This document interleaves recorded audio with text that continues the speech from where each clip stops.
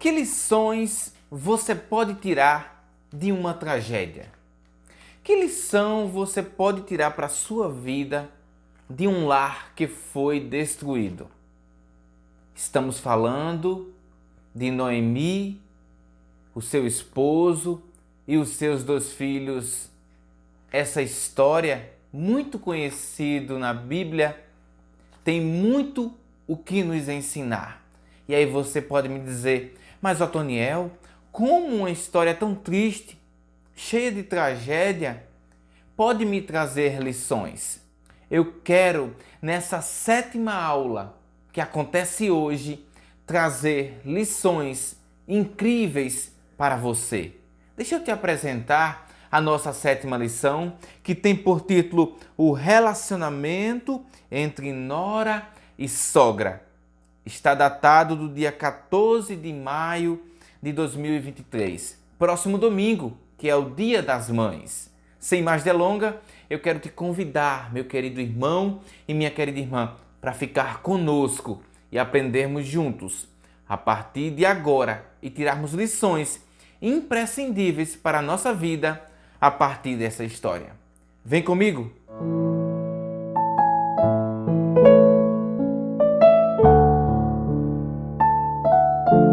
Seja muito bem-vindo ao nosso canal Tens um Minuto. Mais uma vez, você que já é nosso inscrito e você que está pela primeira vez aqui, fique à vontade para conhecer as nossas playlists, os nossos vídeos. Tem vários e vários temas, principalmente sobre a escola bíblica dominical. Meu querido, como você viu a priori, estaremos falando hoje sobre Noemi, Ruth, seus esposos, sobre essa história incrível. Meu querido irmão, para embasar, eu quero ler com você o nosso textuário e a nossa verdade prática. O texto em destaque do nosso textuário está lá em Ruth, capítulo 1 e o versículo de número 16. Acompanhe comigo aí na tela. Disse, porém, Ruth: não me instes para que te deixe e me afaste de ti, porque onde quer que tu fores, irei eu. E onde quer que pousares à noite, ali pousarei eu. O teu povo é o meu povo, e o teu Deus é o meu Deus.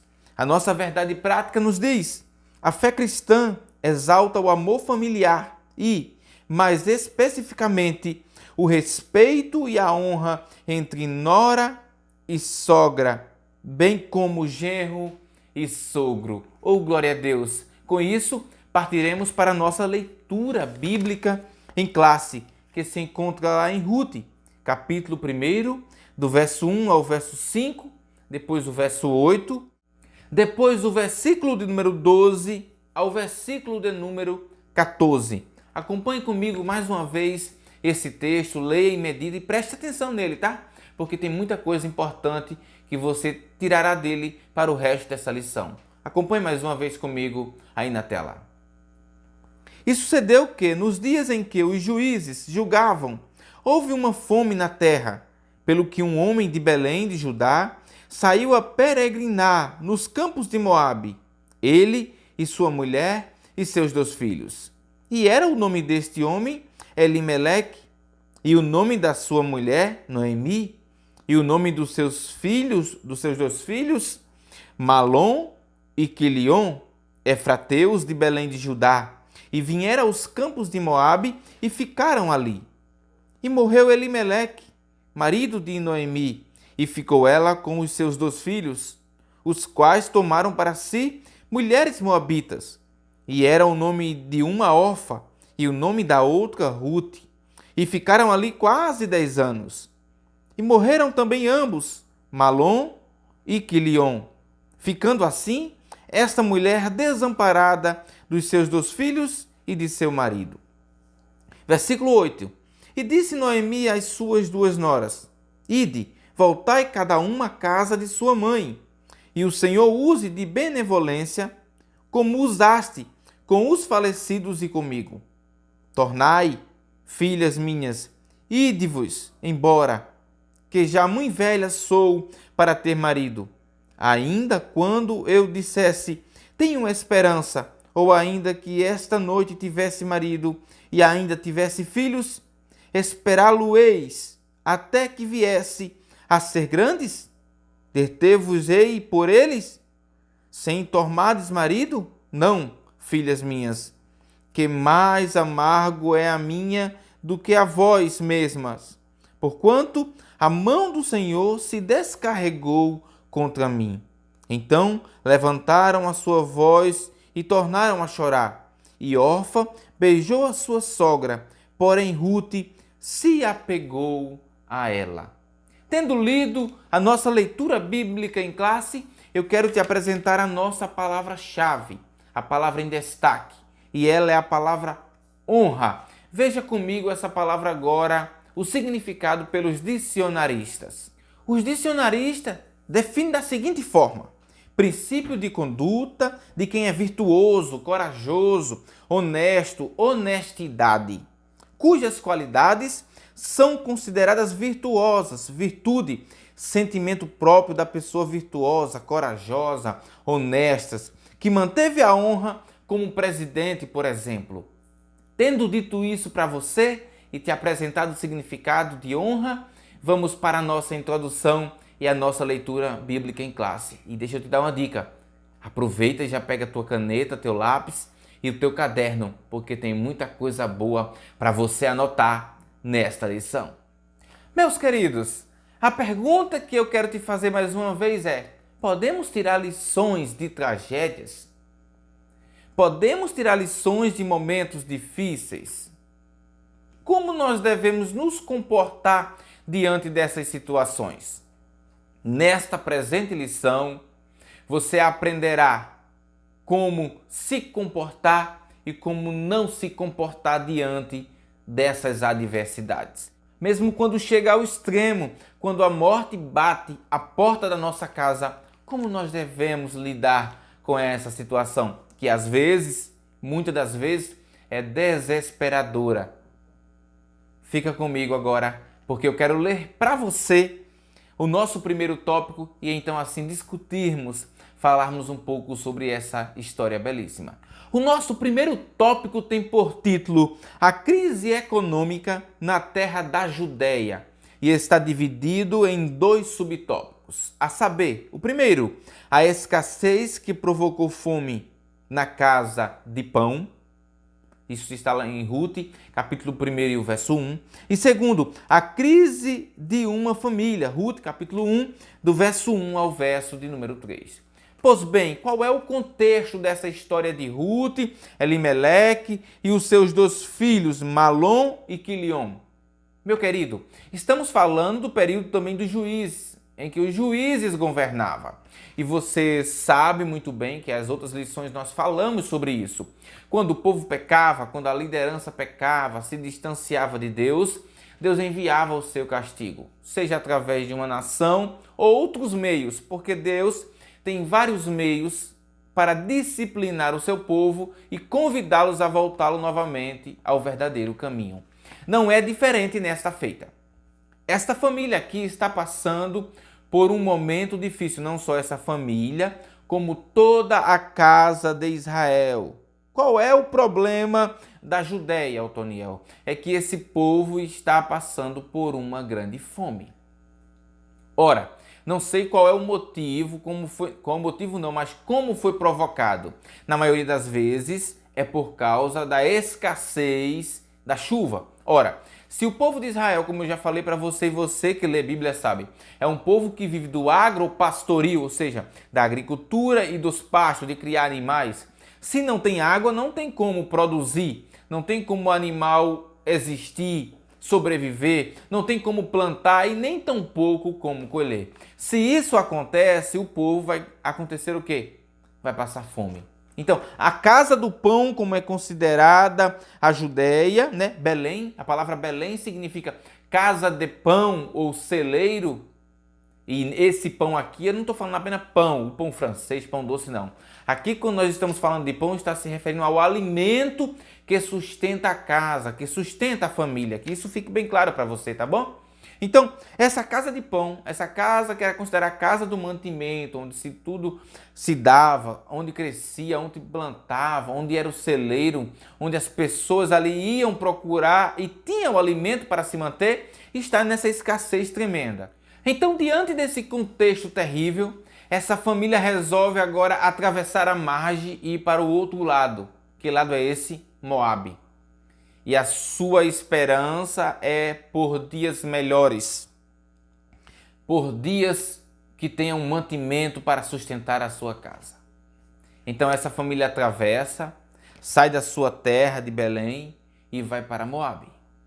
Chegando em Moabe, meu querido, não é como eles pensavam. Não, não vai ser fácil.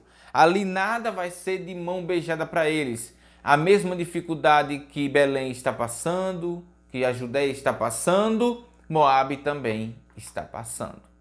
Aqui eu abro um parêntese para você e guarde isso para nós entendermos melhor no final. Deus tinha mandado eles saírem da sua cidade natal? Por acaso Deus tinha falado com eles, sai daqui e vá para tal local? Não. Eles foram por livre e espontânea vontade para fugir da crise. Crise essa provocada pela desobediência do povo de Israel mesmo, por ter se afastado do Senhor, por ter escolhido outros deuses, outros senhores para adorar. Então, por essa apostasia, por esse sincretismo, por ter abandonado a lei do Senhor, Deus mandou o seu castigo, e o castigo foi essa escassez de alimento. E essa família resolveu fugir desse castigo, indo para Moabe. Chegando em Moabe, eu já quero ler para você o nosso segundo tópico, que tem por título Superando as Crises Existenciais. Está dividido em 3 subtópicos. Primeiro, Noemi decide voltar à sua terra. Segundo, Ruth conhece o Deus de sua sogra. E terceiro, unidas contra a crise. Pois bem, chegando lá, o que é que acontece? Elimeleque morre. Olha aí, aquele que era o referencial da casa, o marido da Noemi morre. Tendo ele morto agora, os seus filhos e Noemi, os seus 2 filhos agora casam com moabitas. Uma delas é Orfa e outra é Ruth, como você bem conhece nessa história. Então, eles agora estão casados. Veja que agora Noemi tem sua primeira perda, que é o seu esposo. Passado-se algum tempo, então agora vem Quilion e Malom e também morre.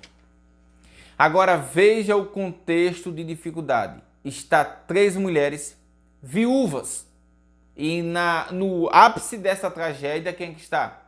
Noemi. Porque Noemi não perde apenas o seu esposo, mas também os seus 2 filhos. E sabendo elas que o contexto da época não era nada favorável para a mulher viúva, a situação delas não era nada fácil. Sem contar que Noemi já era uma mulher de idade, não era uma mulher nova. Então agora ela se encontra longe da sua terra natal e sem perspectiva. Ela é uma pessoa que está numa crise existencial. O que é uma crise existencial aqui, Otoniel? Então, de forma bem clara, uma crise existencial é quando uma pessoa se encontra numa situação que ela não acredita mais na vida dela, não sabe qual o propósito dela estar ali, que nada mais faz sentido para ela, que ela não vê mais uma perspectiva de mudança e de vida. Noemi se encontra nessa situação e isso não é tão diferente e ela não é a única na Bíblia a passar por isso. Você vê muito bem isso também na vida de Elias. Quando Elias olha para aquele cenário, depois do ministério abençoadíssimo, ele olha e diz assim, olha, só ficou eu e mais nenhum profeta. Então, com medo de Jezabel matá-lo, ele vai e se esconde. Começa ali um tipo de depressão, porque lembre-se que a crise existencial, que é muito presente nos nossos dias, leva as pessoas à depressão e depois a um quadro pior, irreversível, e muitos chegam a tirar a sua vida. Então, assim como Elias, Noemi também está numa situação diferente. E é claro que a situação dela é uma situação deplorável. E diante dessa situação, ela chama as duas meninas e diz assim, olha, vocês estão dispensadas. Parafraseando aqui, vocês são novas. Volte para a casa dos seus pais, porque eu não tenho mais nada a oferecer para vocês.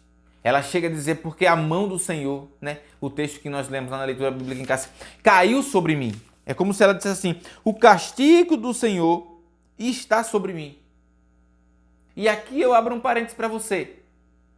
É a mão do Senhor que está sobre ela, porque ela resolveu, não só ela, como toda a sua casa, tomar uma atitude que Deus não mandou.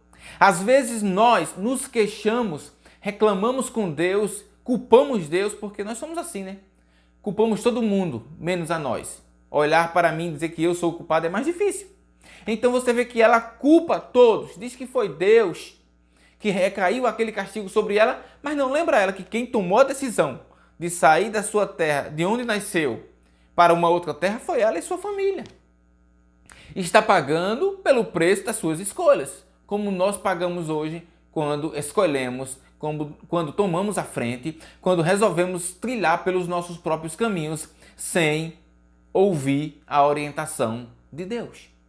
Meu querido, diante desse contexto, então, e ela falando ali para suas noras, dispensando suas noras, a Orfa vai embora. Porém, a Ruth diz assim, olha, eu vou ficar contigo. Sabe por quê? Porque o teu povo é o meu povo. O teu Deus é o meu Deus.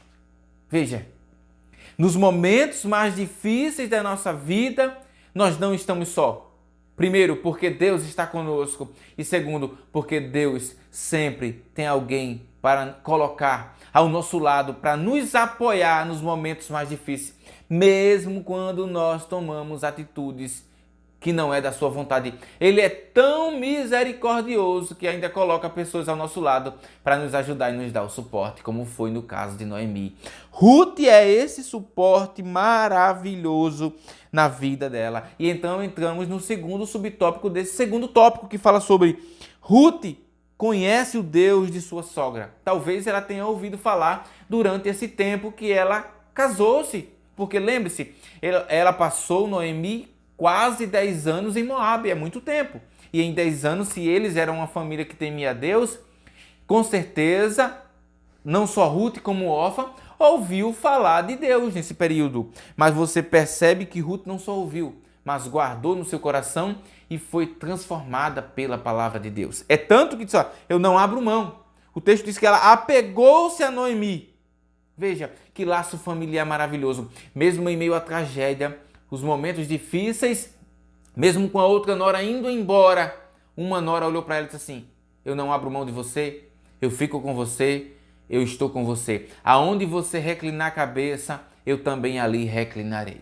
Oh, glória a Deus por isso. E é interessante que nesse contexto difícil, o apóstolo Paulo, em Romanos capítulo 8, verso 31, ele vai dizer, que diremos, pois, a estas coisas? Se Deus é por nós, quem será contra nós? Independente da situação, se Deus é por nós, quem será contra nós? Com isso, eu te peço, deixa teu like, compartilha, comenta. Se você é novo, se inscreva nesse canal para você receber várias dicas e várias informações importantes. E aprender também conosco da palavra de Deus. Porque isso, meu querido, é crescimento espiritual. Aqui você não vai aprender que você vai ganhar um carro, vai ficar rico. Aqui você aprende sobre a palavra de Deus e cresce, mas espiritualmente. Com isso, vamos para o terceiro e último tópico em nome de Jesus. Fica aí, tá? Meus queridos, o nosso terceiro tópico, penúltimo, tá? Porque essa lição tá tão boa que nós temos 4 tópicos. Nosso terceiro tópico tem por título Fé e Trabalho numa Nova Perspectiva. Nosso primeiro subtópico diz a chegada à terra do pão. Segundo, recuperando a autoestima. E terceiro, a honra do trabalho no campo de Boaz. Pois bem, Deus agora já tinha restaurado Belém. Belém agora tinha voltado a ser a terra do pão, a terra do mantimento, a casa que tinha um celeiro.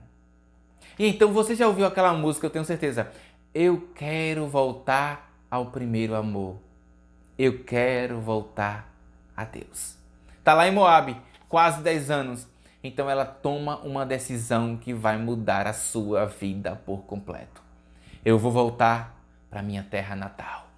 Eu vou voltar, em outras palavras, para onde eu nunca deveria ter saído. Ela volta, mas lembre-se, ela volta ainda amargurada. Porque lembre-se, saiu com bens, saiu com alguma coisa e agora está voltando sem nada, pobre. Veja se esse não é o contexto daquele filho que sai de casa, que está vivendo na casa do Senhor e sai para perambular no mundo, perde tudo e volta para casa sem nada. E Deus maravilhoso aceita e dá tudo de volta para ele. Parece a história de Noemi. E Noemi está retornando. E quando retorna, ela ainda está triste. O povo faz uma festa porque ela voltou, mas ela pede, olha, não me chame de Noemi, me chame de Mara, que significa amargurada. Quem dera, né? Amargurada, perdeu o esposo e seus 2 filhos. Mas junto com ela está quem? Ruth. Lembre-se, Ruth não desistiu da sua sogra. Por mais que nós vivemos num contexto, e eu brinco muito com minha sogra, ela sabe disso, que a gente diz, sogra, né? A gente até brinca, por que Deus foi lá e curou a sogra de Pedro? A gente fica brincando, né? Porque dizem que sogra não presta, sogra é isso e aquilo. Mas graças a Deus eu tenho uma sogra ótima e eu espero que você também tenha uma sogra maravilhosa. Pelo menos essa moça, ela viu algo de especial, Ruth, na sua sogra Noemi. Eu tenho certeza que não foi apenas pena, não, foi mais do que isso. Que tocou, que marcou a vida daquela mulher. Pois bem, retornaram.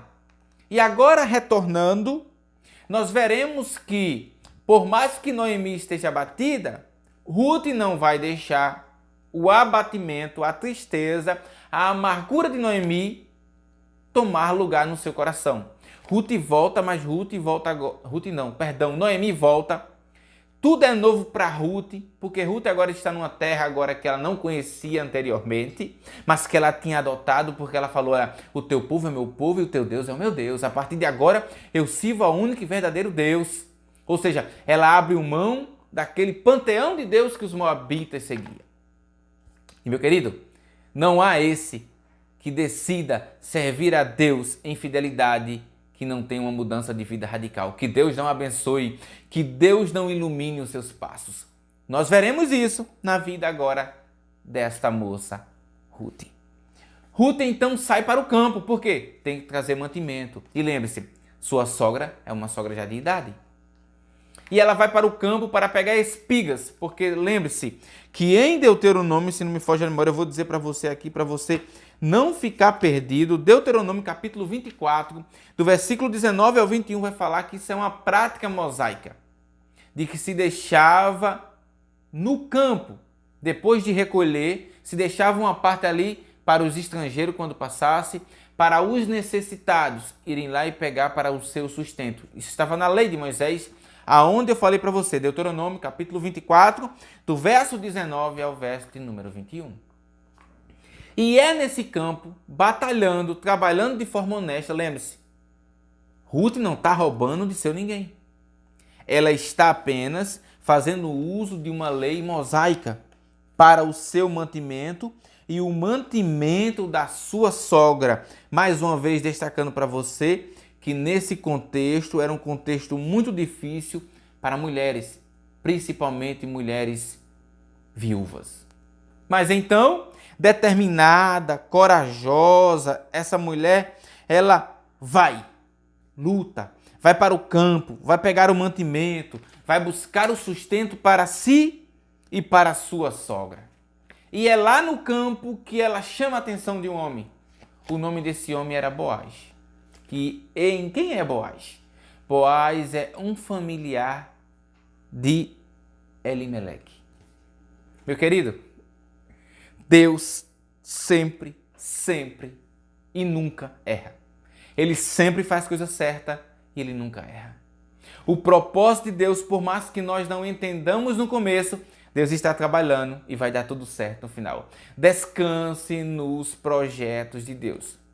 Veja, o retorno dessa mulher para sua casa, com sua nora, ia trazer para ela uma vitória algo que ela nem esperava. Boaz era um produtor conhecido, influente na cidade, que então resolve mudar a história dessas mulheres. Ou seja, resolve ser o tutor de Noemi e de Ruth. Tudo o que elas precisavam. E mais ainda, tá? Lembrando que como ele era família de Elimeleque, ele podia muito bem pagar as dívidas das terras, recuperar os bens e doar para quem? Para a viúva, a Noemi. Deus trabalha mais uma vez tudo certo. Com isso, eu quero ler para você o nosso quarto e último tópico para encerrarmos essa história maravilhosa. E o quarto e último tópico diz: Ruth encontra o remidor da família. Primeiro, subtópico: Ruth descobre o remidor de Noemi. Segundo, Boaz redime Ruth, a moabita, meu querido. E terceiro, noras e sogras. Meu amado, o remidor, aquele que veio remir essas duas mulheres que anteriormente não tinha perspectiva, que estava numa crise existencial, pelo menos a Noemi estava, mas agora através da determinação do trabalho. Ei, Deus é poderoso para agir em nosso favor e através de nós, mas precisamos nos dispor para a obra. Precisamos dar o nosso primeiro passo. E essa Ruth não ficou parada, mas ela foi lá buscar, correr atrás. E Deus vendo o trabalho dela, Deus vendo a disponibilidade dela, a coragem dela, Deus diz assim: eu vou agir no teu favor. Eu não só vou redimir, encontrar o remidor para tua sogra, como para ti também, moça. Oh, glória a Deus. Que história maravilhosa. E Boaz se torna esse remidor. E desse casamento de Boaz e Ruth nasce nada mais, nada menos do que o avô de Davi. É por isso que Ruth vai entrar na genealogia de Jesus. Uma mulher estrangeira, mas que pela sua determinação, pela sua coragem, entrou na história.